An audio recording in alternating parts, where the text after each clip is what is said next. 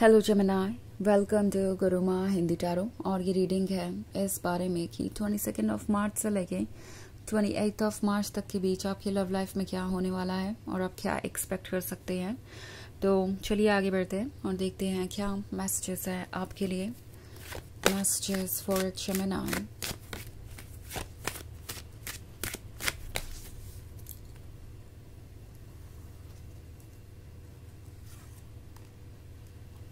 Four of Cups, the Moon, the Hanged Man, Ace of Wands, and the Sun. Okay. So हमारे पास है the Moon.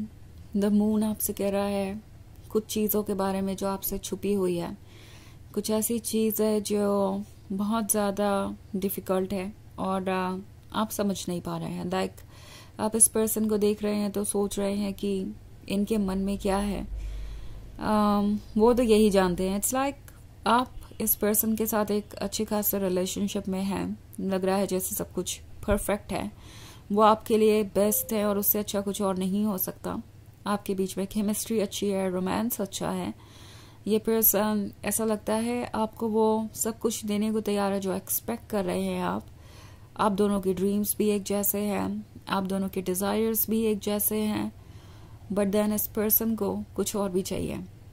Okay और अगर आप वो expectations पूरी नहीं करते तो हो सकता है ये पर्सन आपसे दूर हो जाए और इसीलिए ये स्ट्रेंज बिहेव कर रहे हो सकते हैं। नाउ 4 ऑफ कप्स कभी कभी एक ऐसी सिचुएशन के बारे में भी बात करता है जहाँ ये पर्सन वैसे तो आपको सब कुछ दे रहा है बट वो चीज़ें आपको ऑफर नहीं करना चाहते जो आपके लिए सबसे इम्पोर्टेंट है, यानी कमिटमेंट और इस रिलेशनशिप को नेक्स्ट लेवल पे ले जाना। अब आप दोनों बातों को अगर जोड़ के देखें कि आपको क्या चाहिए और ये ऑफर नहीं कर रहे और इन्हें क्या चाहिए आप ऑफर नहीं कर रहे, मतलब ये आपसे एक्सपेक्ट करते हैं, तो एक ये मतलब निकल के आता है कि इस पर्सन को चाहिए फ्रीडम कमिटमेंट से, उन्हें आपके साथ रिलेशनशिप में रहना है। बट साथ ही साथ वो ये चाहते हैं कि आप उनसे कोई कमिटमेंट एक्सपेक्ट ना करें और इस रिलेशनशिप को कंटिन्यू करें। दूसरी तरफ आप चाहते हैं कि अगर ये रिलेशनशिप वर्क कर रहा है तो इसे कमिटमेंट में बदलना चाहिए। ऑफ कोर्स आप इस रिलेशनशिप में इसलिए नहीं है क्योंकि आपको कोई कंपेनियन चाहिए था, आप अकेले थे, या आपको बस कोई एक्साइटमेंट चाहिए थी, आप टाइम पास करना चाहते थे, या ऐसा कुछ। आप जानते हैं कि आपको क्या चाहिए। ऑल्सो द हैंग्ड मैन का कार्ड है।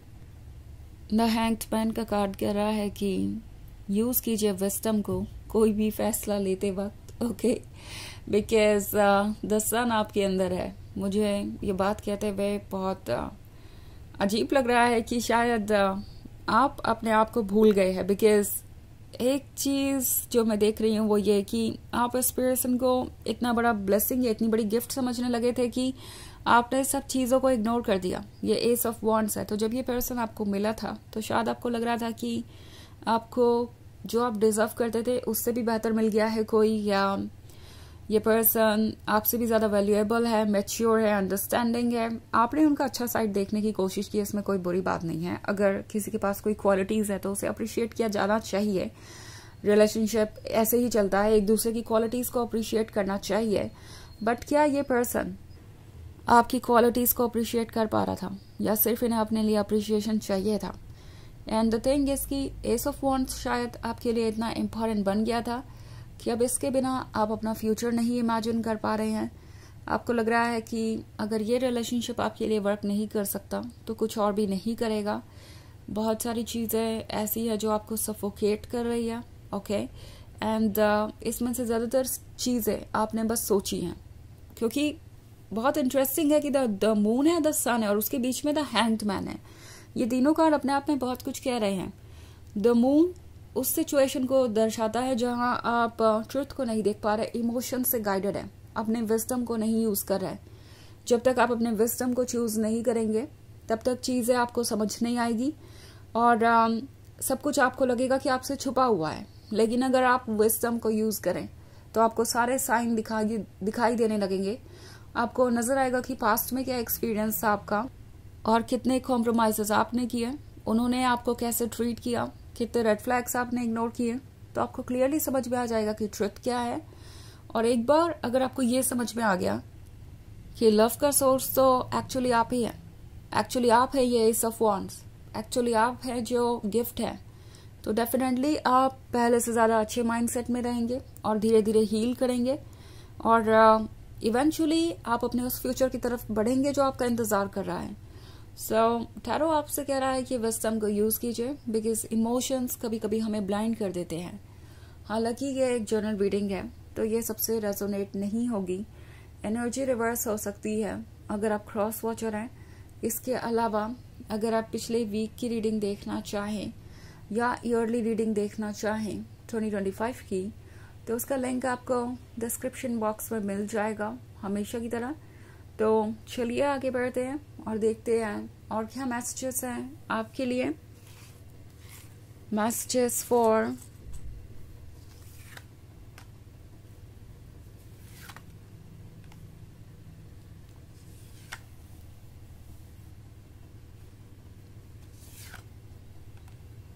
Gemini, 10 of Cups, King of Wands, Queen of Cups, the World, and 8 of Cups.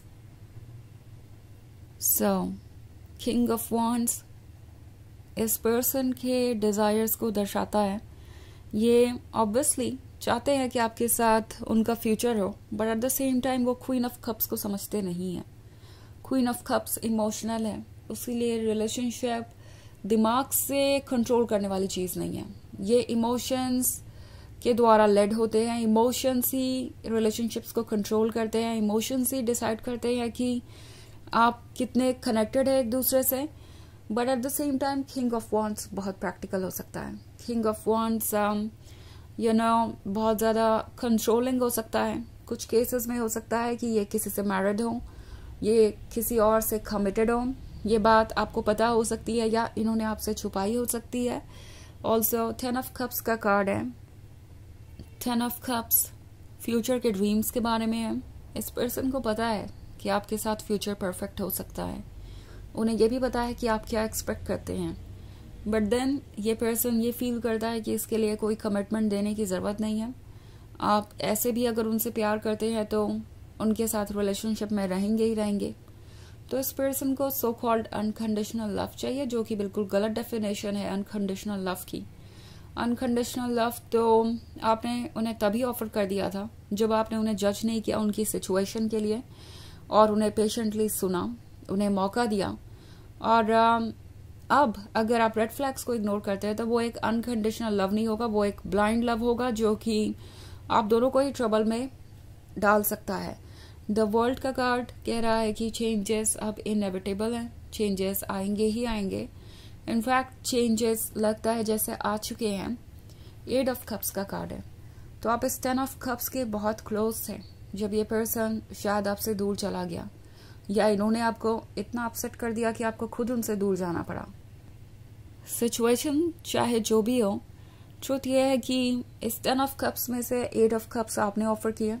2 of cups भी शायद आप ऑफर कर ही देते, आपका दिल आपको कन्विंस कर लेता, बट अब ये आपके रीच से बाहर था। लाइक ये 2 ऑफ कप्स तो आप उन्हें ऑफर कर नहीं सकते, उन्हें ही कमिटमेंट देना पड़ेगा, या जब तक आप दोनों म्यूचुअल अंडरस्टैंडिंग पे नहीं पहुंचते तब तक ये रिलेशनशिप आगे नहीं बढ़ सकता। ऑफ कोर्स आप किसी को फोर्स नहीं कर सकते, और शायद यहीं पे ये पर्सन आपको अकेला छोड़कर चला गया। अकेला छोड़कर चला गया इन द सेंस कि वो अपनी तरफ से कोई चेंजेस नहीं लाना चाहते थे। इट्स लाइक अगर जैसे चल रहा है वैसे चले तो ठीक है, अदरवाइज मैं इंटरेस्टेड नहीं हूँ। इस तरीके का अप्रोच इस पर्सन का हो सकता है। उन्होंने ये डायरेक्टली कहा हो या ना कहा हो, उनके एक्शन से आपको ऐसा लग सकता है। तो चलिए देखते हैं आपके लिए ओरेकल मैसेज क्या है।